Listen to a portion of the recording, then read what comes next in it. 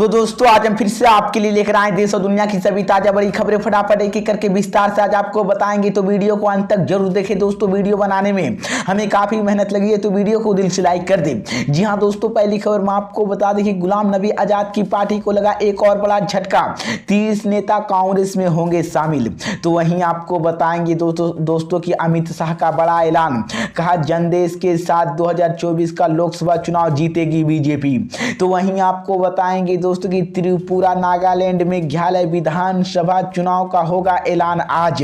तो वहीं आपको बताएंगे दोस्तों की राहुल गांधी का बड़ा ऐलान, कहा आरएसएस का ऑफिस मैं कभी नहीं जा सकता, मेरा सिर कलम कर दो। तो वहीं आपको बताएंगे दोस्तों की जम्मू कश्मीर को लेकर फारूक अब्दुल्ला ने दिया बड़ा बयान। तो क्या बयान दिया है दोस्तों, इसकी भी जानकारी आगे आपको बताएंगे।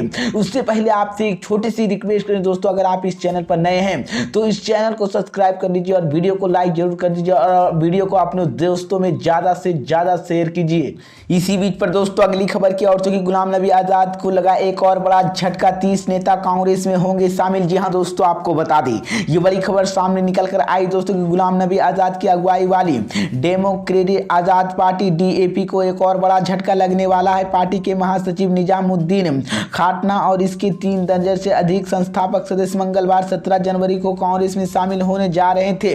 इसी बीच डीएपी के यह झटका ऐसा समय लग रहा था कि मंगलवार को वो अपनी पार्टी की पंजीकरण को लेकर आजाद के चुनाव आयोग से मिलने की संभावना है।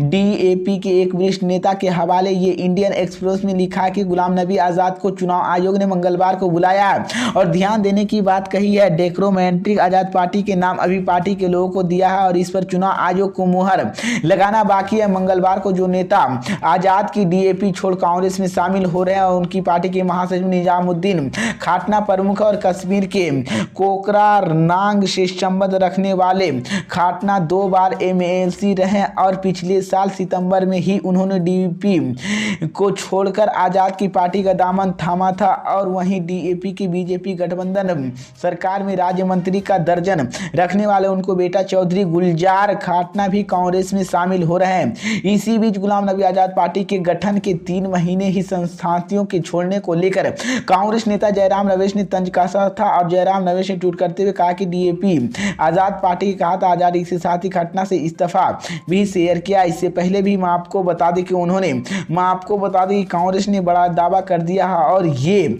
गुलाम नबी आजाद को बड़ा झटका लगने वाला और 30 नेता कांग्रेस में शामिल हो सकते हैं। इसी बीच पर दोस्तों अगली खबर की औरतों की अमित शाह का बड़ा ऐलान, कहा जनदेश के साथ 2024 का लोकसभा चुनाव जीतेगी बीजेपी। जी हां दोस्तों, आपको बता दें ये बड़ी खबर सामने निकल कर आई दोस्तों की बीजेपी के अध्यक्ष जगत प्रकाश नड्डा का कार्यकाल बढ़ा दिया गया। इस मौके पर गृह मंत्री अमित शाह ने जेपी नड्डा की तारीफ की और से कहा कि नड्डा की नीतियों में पूरे संगठन एक साथ एकजुट होकर काम किया है। साथ ही उन्होंने यह भी कहा कि आने वाले लोकसभा चुनाव में बीजेपी साल 2019 से भी बड़ा जनादेश लेकर आएगी। अमित शाह ने अपनी बात रखते हुए कहा कि विश्वास है कि पीएम मोदी और बीजेपी अध्यक्ष जेपी नड्डा की नीतियों में पार्टी साल 2019 के बड़े जनादेश के साथ साल 2024 को लोकसभा चुनाव जीतेगी।